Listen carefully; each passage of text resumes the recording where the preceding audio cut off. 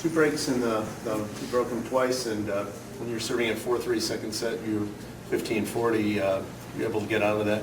Did you feel comfortable the whole way through, or was it seemingly as large of a margin as the score indicated? Well, as I said on the court, I don't think the score indicates how tough it was on the court. We battled it out. I think I was serving really well. That was probably the best shot in the game tonight for me. Over 70% of first serves in, and got me out of the trouble in the second set when I was facing break points.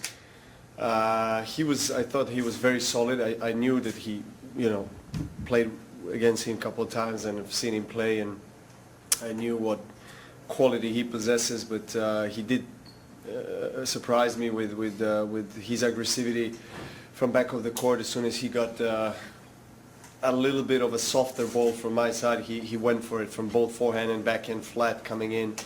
So it was tough, I had to play on a high level consistently throughout the entire match, which I have. I thought was some opportunities for double break for me, 3-1, 15-40. Maybe it could have been easier in the second set if I capitalized on those opportunities, but all in all, very, very good quality match. Very good performance from my side. At least 2 levels better than against Query in a first match. So I'm pleased. I'm going in the right direction, and looking forward to the next one. Last night was rather eventful. I don't know if you saw the match between Nick and Karen.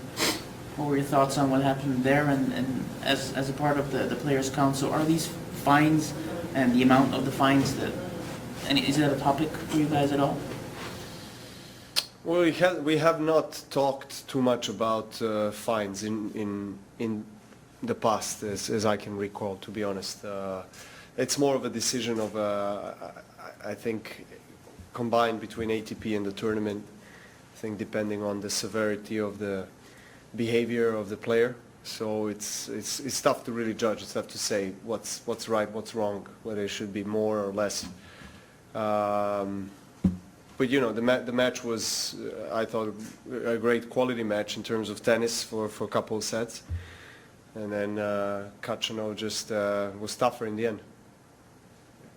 There were a few times that the crowd was cheering for your opponent. How is it that you're able to overcome this and still stay on top at the end of the match? I mean, look, you have part of the crowd cheering for me, part of the crowd cheering for my opponent. It's normal. It's something that you experience or face more or less every single match, and I try to focus on what I need to do and focus on the positive energy that I get from the crowd as well, and use that in my favor. That's quite simple, but at times it's not easy, but I guess that's the right way to go. How much do you pay attention to what else is happening around the bracket, or you just try to focus solely on what you need to do? Well,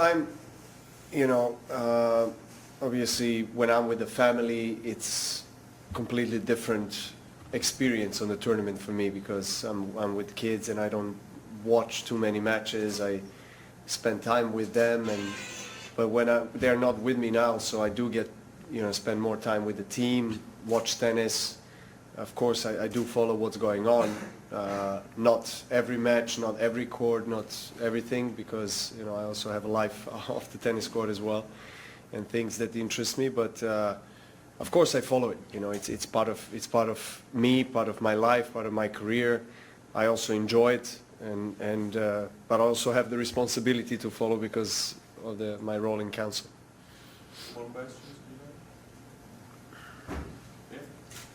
So Novak, you've had a tremendous amount of success in Canada, and unfortunately you didn't play there this year, but looking at all the success of the Canadians now, or this year, from the men's and the women's, what do you think is really the depth in Canadian tennis going on right now? Because it's probably as strong as it ever has been.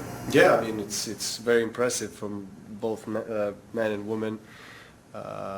Bianca has been doing really well. I mean, she was unfortunate with an injury after her win in Indian Wells, but she seems to be playing her best in the biggest event. So that's very encouraging for her and for Canadian tennis. And you don't get to see young players early in their careers doing so well and playing their best in the biggest event. So that's quite impressive from her side. And then you have Felix and Dennis that are very professional, very talented, very complete tennis players. Raonic, of course, leading the way, has been there for a while, but these two guys have been terrific. I think. I mean, Felix, especially the way he handles everything and with the way he goes about his everyday duty on and off the court, it's quite impressive. He's very mature for his age, and bright future for Canada. What else? Thank you. That's one. We were quite surprised to see your fellow number one, Naomi Osaka, on court 10 today. What did you think about that court split? Yeah, I saw that too, to be honest. I was surprised too, to be honest. I don't know. Well, obviously in a combined event, it's always tricky because someone will have to go out from the first court or first two courts. But she's number one, so that's. I think she deserves to be at least on the grandstand, if not the center court. Thank you. Thank you.